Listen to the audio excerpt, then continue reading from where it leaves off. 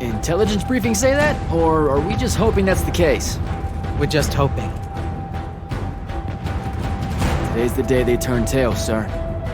The first-person genre encapsulates many different gameplay elements, whether it be a shooter or a platformer. There's room to experiment with these mechanics to deliver a unique experience to players. While many opt to simply draw you in with action and gunplay, developer Ascendant Studios is seemingly crafting a magical world of exploration, skill-based shooting, and narrative in their upcoming release, Immortals of Aveum. After playing around 3 hours of the game, I was surprised by just how polished this experience was. Coming from a small team of veteran developers may have helped, but the game ultimately blurs the lines between indie and AAA titles. Before we get into the video, we'd like to thank our Patreon supporters for making this possible. Please take a second to check out patreon.com/noisypixel to support independent game journalism.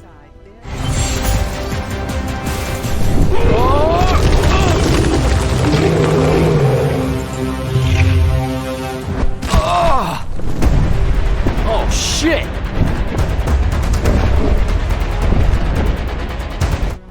Immortals of Aveum introduces the protagonist, Jack.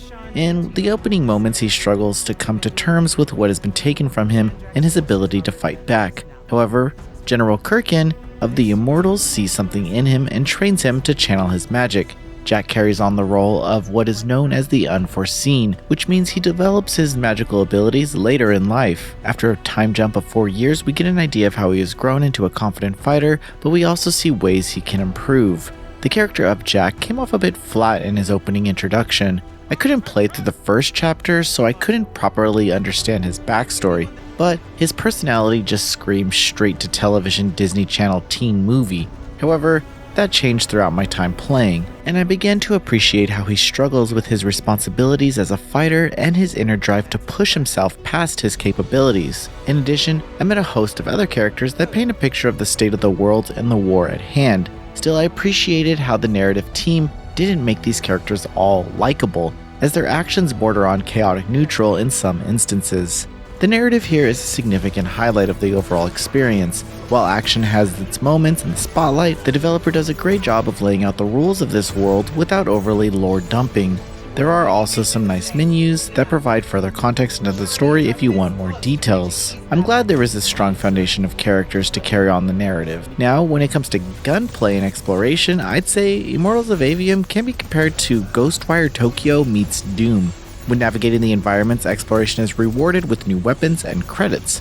Still, movement is fast, with action that ramps up and requires you to be cautious of your ammo and other cooldowns. There are several ways to approach combat, but you'll constantly be forced to use the entire arsenal to survive. Even though we're dealing with magic here, weapons need to be reloaded. There are 3 weapon types to cycle through, and depending on the equipped weapon, some sacrifice ammo capacity for power and vice versa. Between reloads, you can utilize other battle options such as grappling hooks, melee, or special attacks. As a result, there's a flow to combat that makes everything appear fluid. As the player, it's tough to not feel like a badass when taking down groups of enemies using different weapons. Still, understanding your loadout and customizing it to fit your playstyle is crucial. I was able to upgrade my weapons and even Jack's base stats across level ups. It gives the incentive to explore and check out everything before progressing the story. Thankfully, the environments are varied and rarely blend in with each other. I did have a sense of scale throughout each area, but I couldn't determine how grand this adventure gets and how many different areas the campaign comprises.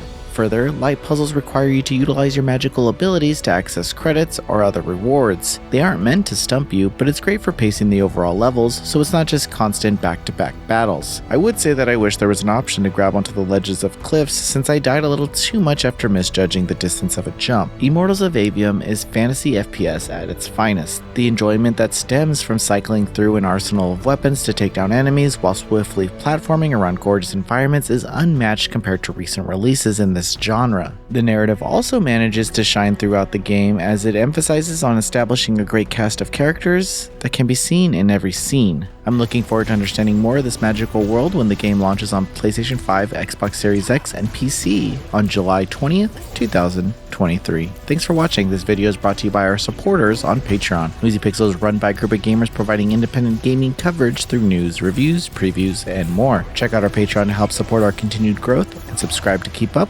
with all our future content.